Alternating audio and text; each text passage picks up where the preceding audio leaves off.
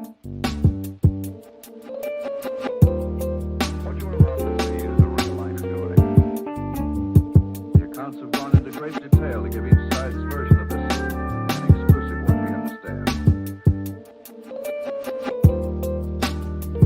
One of the most talked about.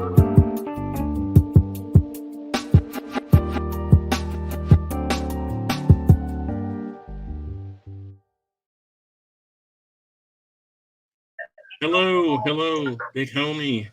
Hello, What's sir. going on? How are you? How are you today? Man, I'm really excited to be with you tonight. I've been looking forward to this. I do have to say, I was a few days ago when I was trying to do some show prep.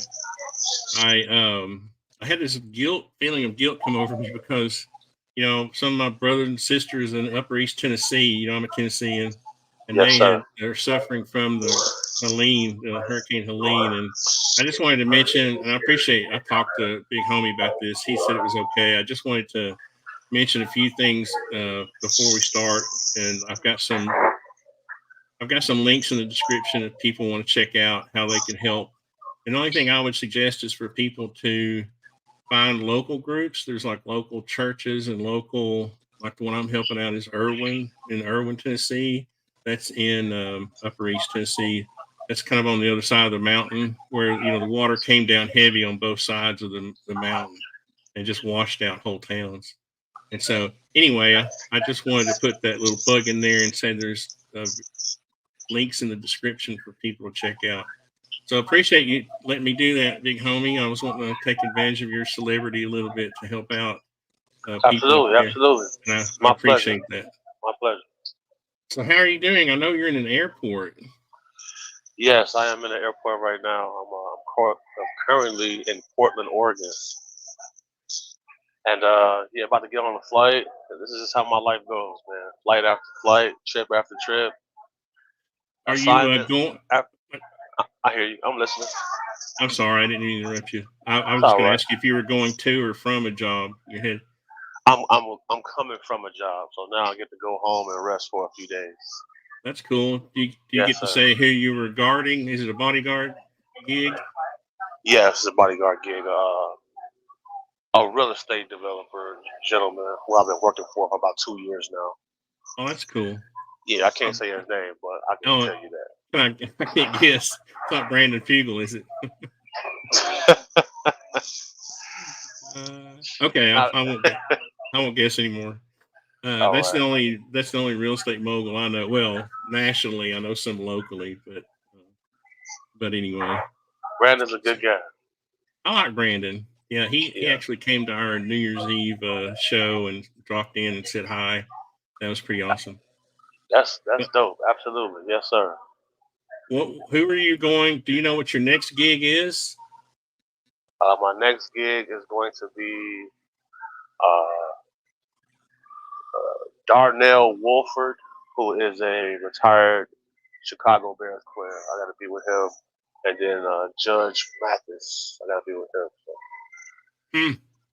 yeah, a lot of So activity. do you have how do people know about you? Do you have like a website that people can contact you on that if they need help, you know, need that kind of. So that's a good question. So at this stage, I've been doing this 15 years. So at this stage, uh, it's simply word of mouth. Like you have to come highly referred. Um, it's just like people who know they know.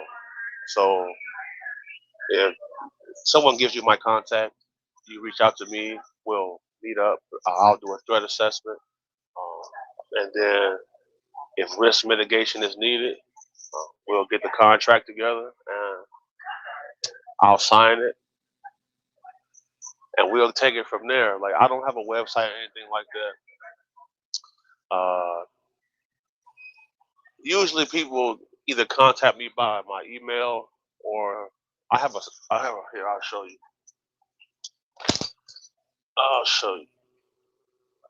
because people always ask, why do I have this?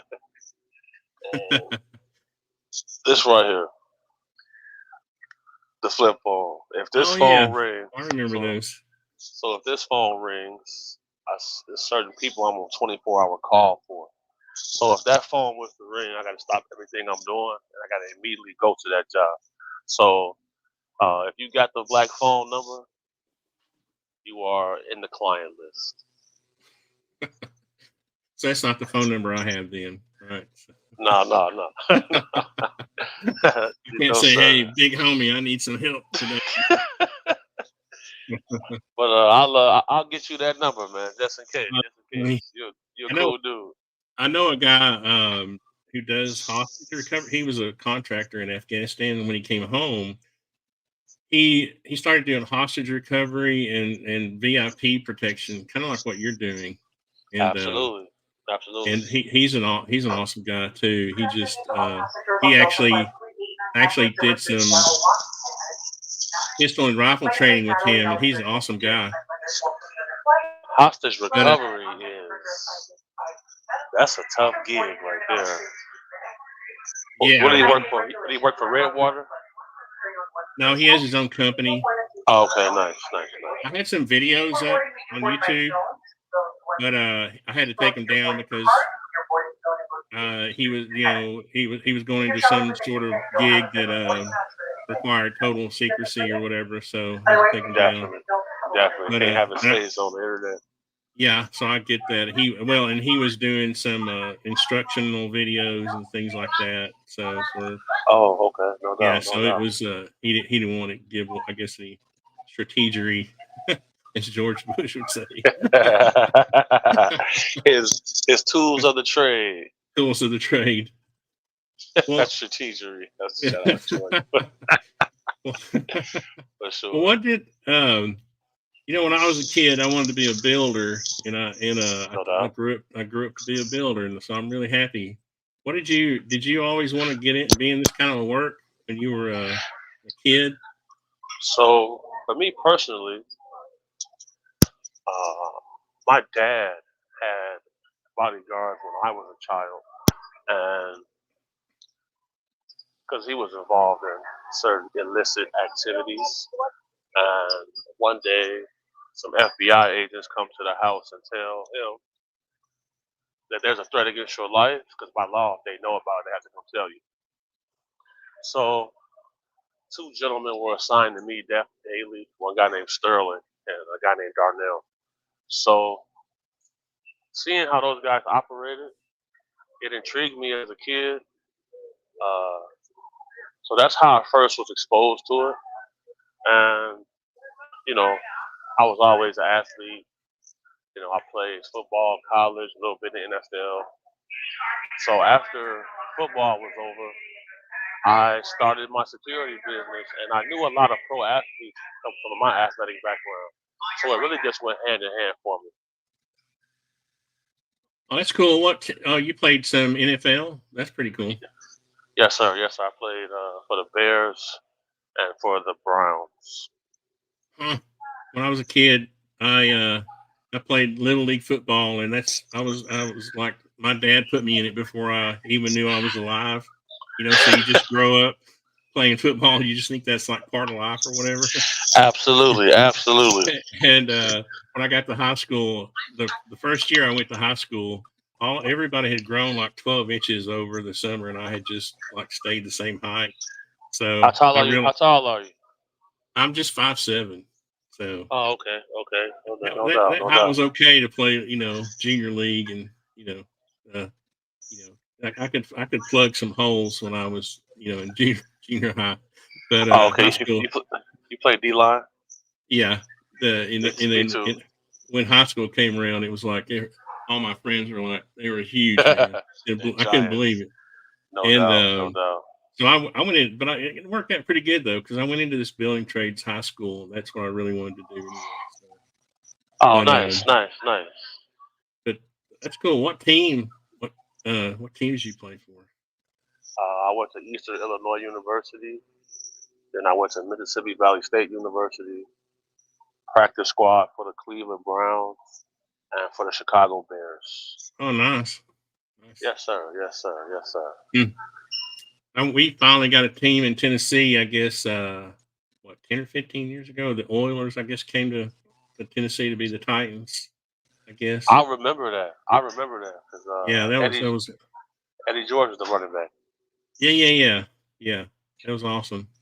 Yes, sir. I remember Houston Oilers moved to Tennessee. That's a fact. That is a fact. So I was a big college fan. UTK is my favorite, college team, and Tennessee Titans was pretty awesome. But Absolutely. what do you? I was wondering on these gigs, do you carry, or or is Yeah, it I got just my. your aura is enough to? Well, I got my concealed carry license in a considerable amount of states. So some gigs I don't carry, some gigs I do. It's all based on the initial threat assessment I do before I take a job. So like, let's say I get a client who's had attempts on his or her life, then I'm gonna prioritize having certain tools or weapons with me in order to mitigate certain risks. But if it's just like a night where someone needs me to escort them to a nightclub or out to dinner or stuff like that, Yeah, nobody's gonna miss a big homie. yeah, I really don't get a lot of problems. You feel me? I really don't Yeah. get a lot of problems. Not at this stage of my career, but I am always prepared though. I used to be involved heavily with the gun community on YouTube when I first started YouTube back in 2006, and Oh, no doubt. they always gave me a hard time because I had my concealed carry also, and they would give me a hard time because I didn't just like carry, when I went to the bathroom or when I was walking, Yeah. and I always thought. I get it. I know we need to always be prepared, but I just always thought they were a little extreme about you couldn't be friends with them unless you carried, when you're sleeping and True. getting married and having kids and Legit. What do you when you carry? What do you like? What pistol do you like? I'm an FN guy, so I carry an FN 5.7 28 millimeter with black tips. And oh man, I was hoping you were a Glock guy. So I used to be a Glock guy. I will say that. For years I was a Glock guy, but I went and took a firearms course. I forget the guy's name, but the instructor showed me the FN 5.7, and that firearm actually saved my life at a point in time. So I've kind of grown superstitious now. I've kind of grown superstitious about it. So, but I've had a lot of good days with Glock. That's cool. Well, who is the most highest profile person you can talk about that you've guarded, that you've worked for? Are you familiar with Will I Am from Black Eyed Peas? Yeah. Oh man, yeah, I love the Black Eyed Peas. Oh, Fergie, man. Yeah. Oh yeah, Fergie's cool. Will I Am is a really, really good dude. Cool guy, interesting dude. Very creative. A lot of talent.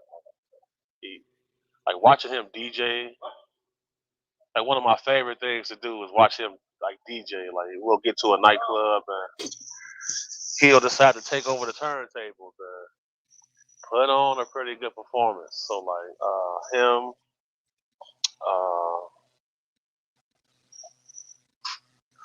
Lady Gaga.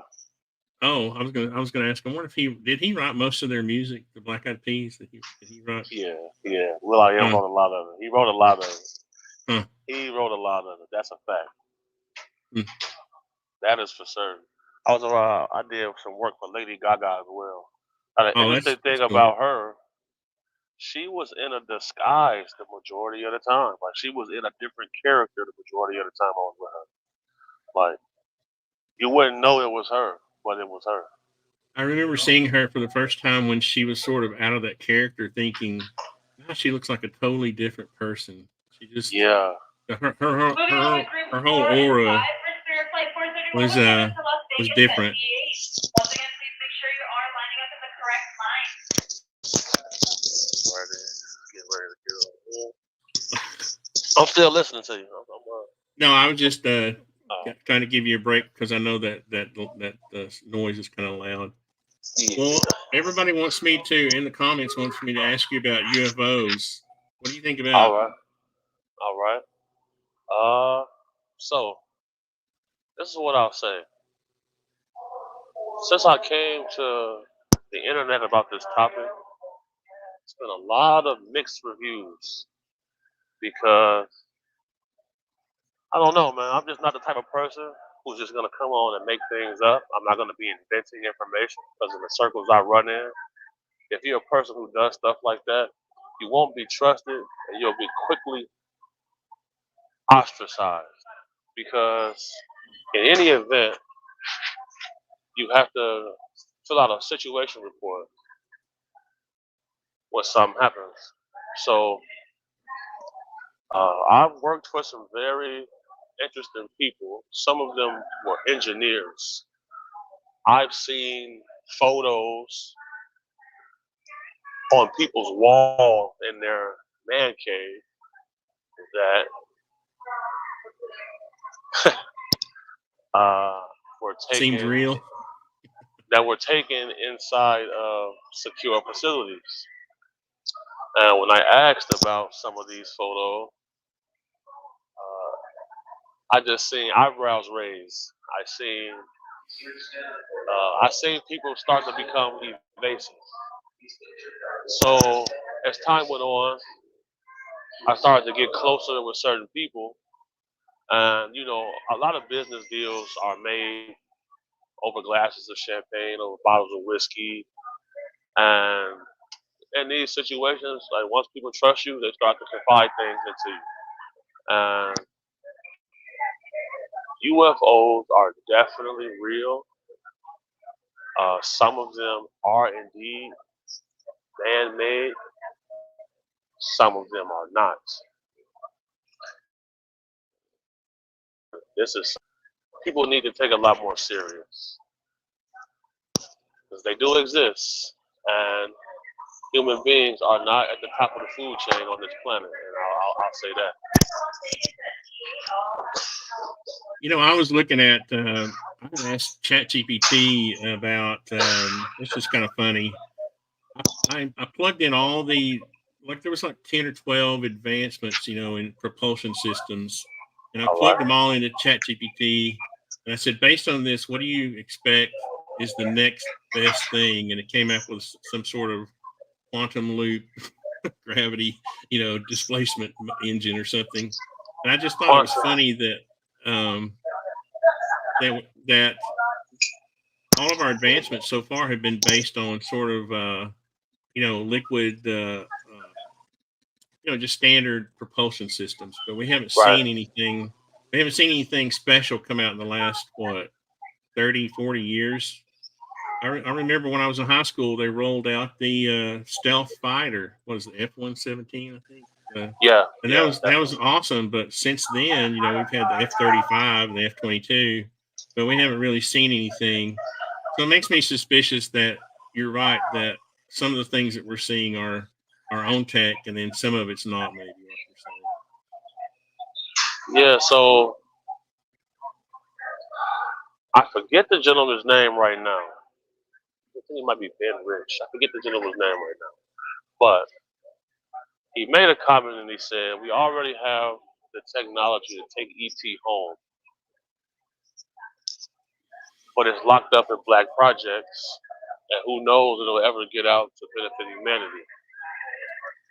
Now, Lou Elizondo said the 5 observables from UAP were certain characteristics. He said Oh no! that Lost could Big do Huh. one. Oh, there you go. He said we had technology that can do one observable but not the others. So if we have a technology that can do 5 of these observables just not together, that leads it starts to become like smoke and mirrors, because this is the reason that Donald Trump is wants to get back into the White House because once it was revealed that this technology existed and that private companies are hiding it, Billionaires Row wants to get their hands on it as well because it's worth trillions. So if he gets into office, he'll be able to get his hands on this tech, and Trump Enterprises becomes the biggest company on the earth. And these are facts. Are you? I don't.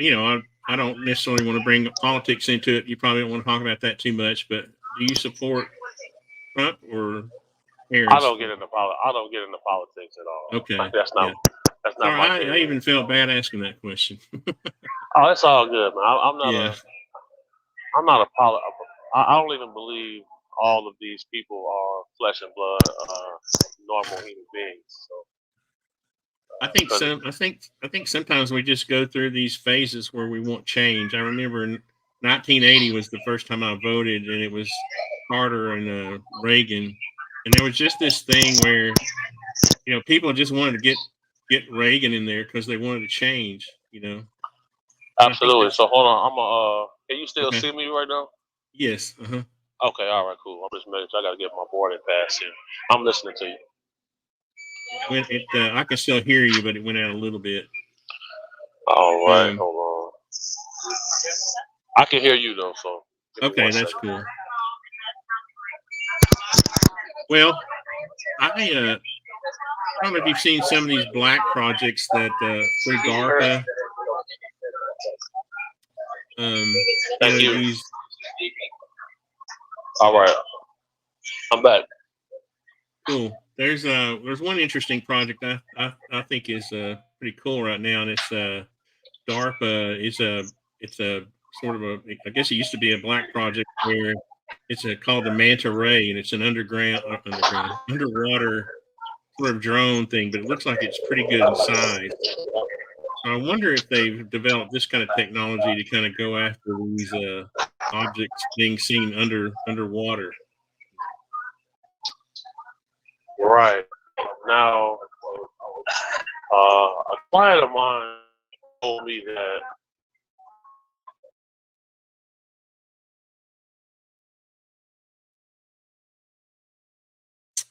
Uh-oh, we lost you.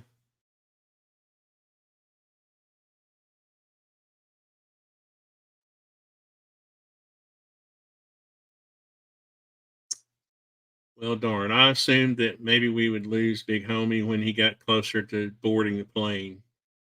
Before we started, he said that he was going to be boarding the plane, and I was afraid of this might happen. So, does anybody have any questions in the audience for me, or something I can ask Big Homie if he comes back online, or if he doesn't for some reason? Then I can ask him through DMs or whatever. Yeah, I lost him. We'll give him a few minutes. If you don't mind, I wanted to kind of show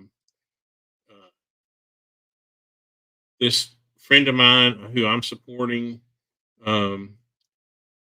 has this, he's a local guy up there in East Tennessee. He's hauling these supplies. And I just thought it was pretty awesome. And these are the kind of people I think, I'm supporting. And this is just a video he made. It's just a few minutes long. I'm not going to show the whole thing. But it kind of shows you some of the things that they're dealing with, trying to get. Look at the roads washed out. That road could have just gave way at any minute there. So I know a lot of these conditions. I was born in Upper East Tennessee, in Appalachia, and I don't know if I was screen sharing or not, but I'm from that area. I spent a lot of time in the mountains when I was younger, and these gulches can collect water really fast. Hey, there's homie. There he is. We lost you for a minute. Pardon me. I'm currently boarding a plane right now. Yeah. They definitely got technology on that game. So remember the submarine that crashed? That imploded? Oh yeah. You mean the private one or a military one?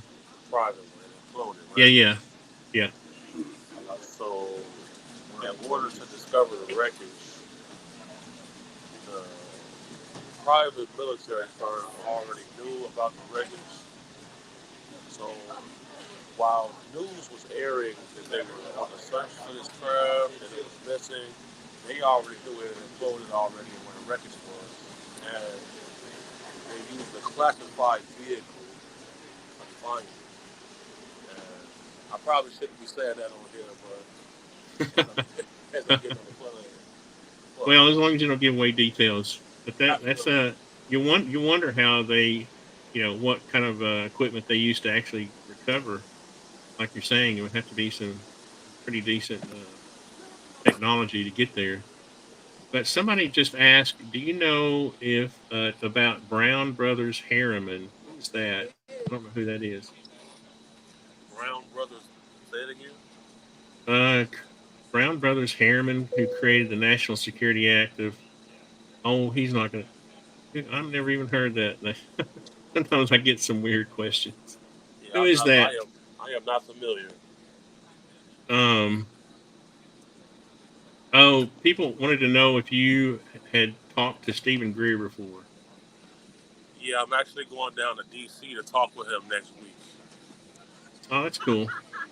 Yes, That'll be sir. an interesting. That'll be an interesting talk. Does he look at you as like a witness or Uh, to honestly, things that you've seen? I guess so. I guess so. Or a colleague, I would say. Oh yeah, yeah. So is that the? I heard you talking on another interview with a fella about some other event that you knew about that I had never heard of before. Or am I thinking about another interview? It's Was it a no a. jumper interview? I think it may have been. Okay, I'm following. What was the story you told on that interview? Oh, okay. So some years back, a gentleman had contacted me, said he wanted me to keep him safe until he could testify in front of Congress. He said he didn't trust his colleagues and his co-workers, and I did the initial threat assessment with the gentleman. And after I completed the threat assessment, I made a judgment call, and I decided that yes, I'm in the bank, and I decided that the job is above my pay grade. I can handle certain business, but if you got like guys like Navy SEALs that want to have your scalp, that's not something I'm trying to get involved with. You understand? Yeah, And yeah. it led to a series of very strange events. Like at that time I drove a Bentley Continental, and my car was getting towed, and then I would go get my car back from impound and give it back to me for free. As soon as I left from the initial meeting with the gentleman, my car was being searched. My car was ransacked. All my doors was open. It was as if someone wanted to intimidate me, and led to a lot of strange events. Like the gentleman explained to me that his job was to scrub photos. He showed me a Pentagon ID. Uh, his provenance seemed to add up. And then, hold on, excuse me, I need to get right there. Excuse me, that's my seat. I'm a woman. Okay, hold on.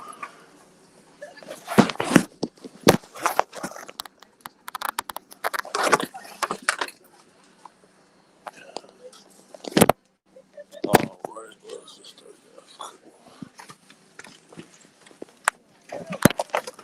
Alrighty. Alright. Pardon me.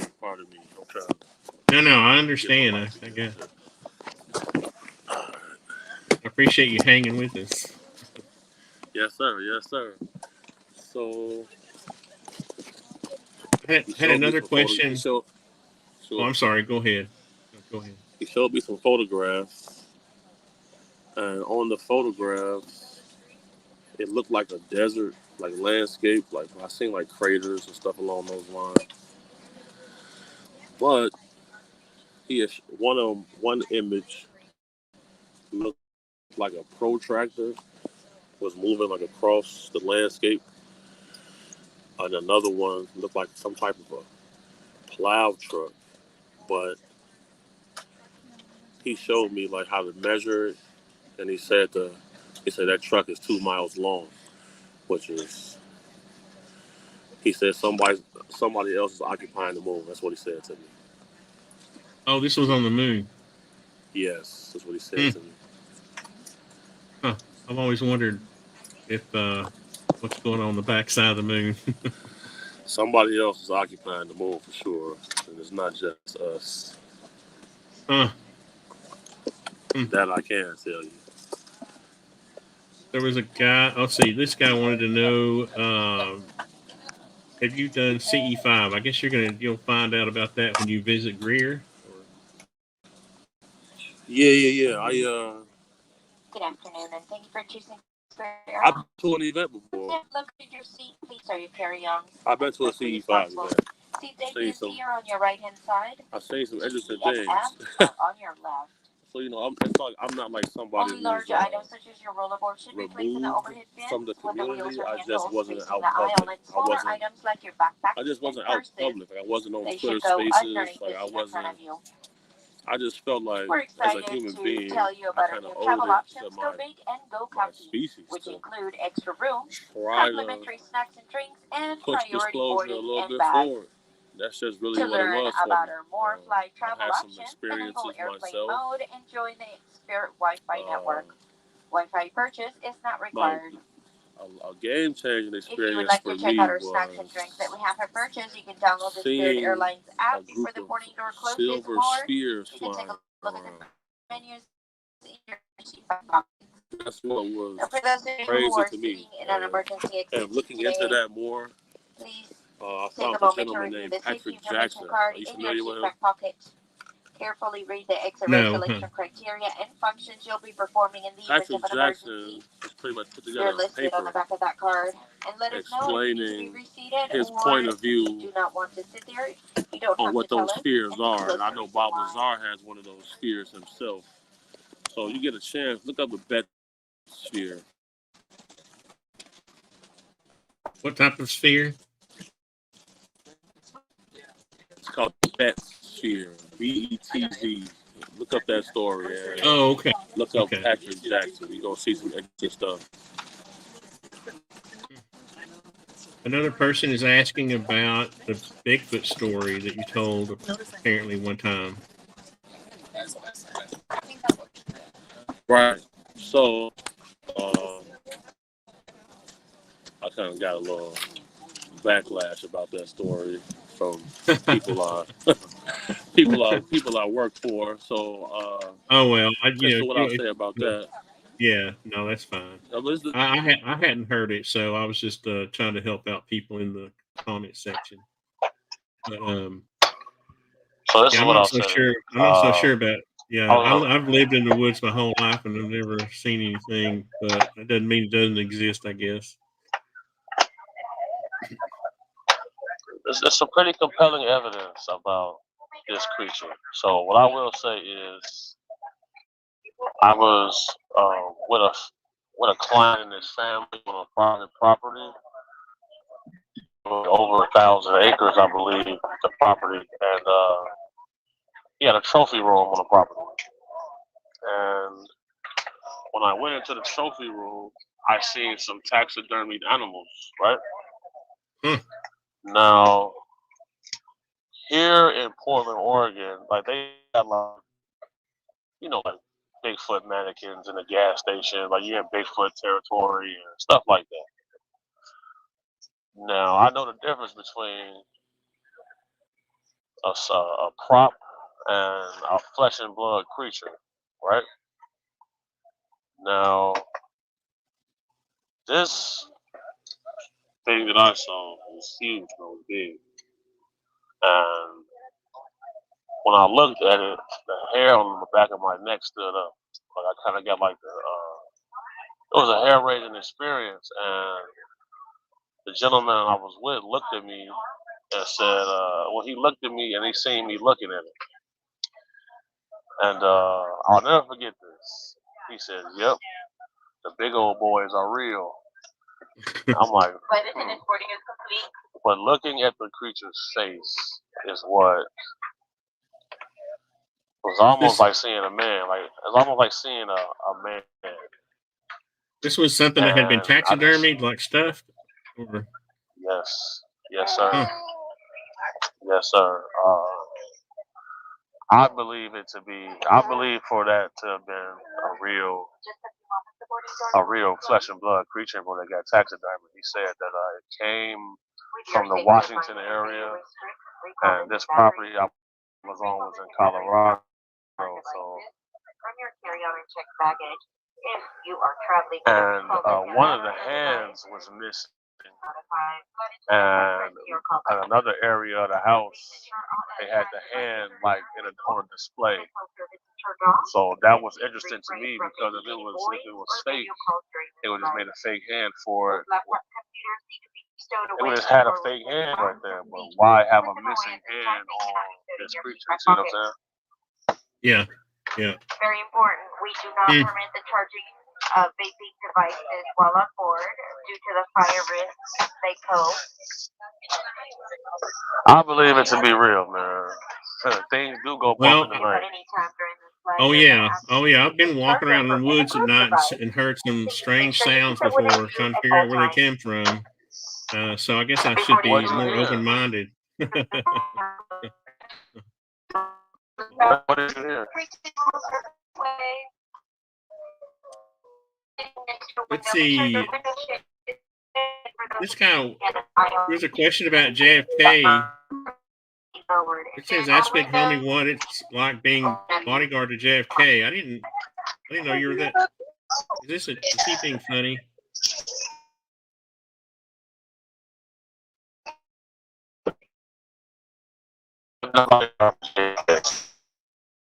I might lose you at some point, right? Because do they make you turn your phones off on the plane at some point?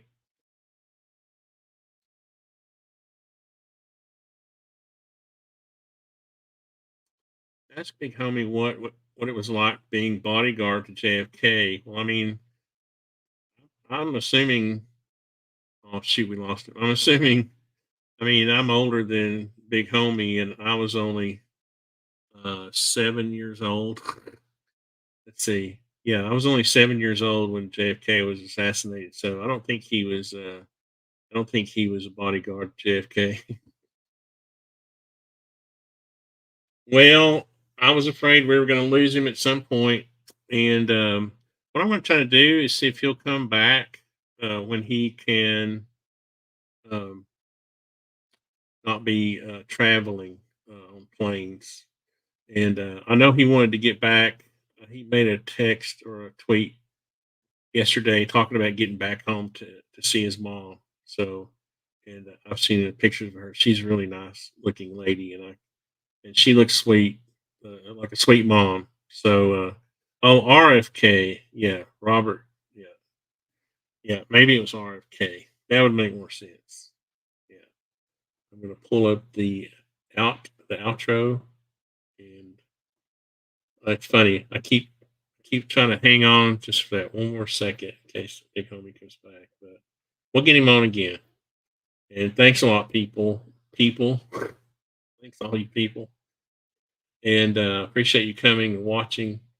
And we'll see you again sometime soon.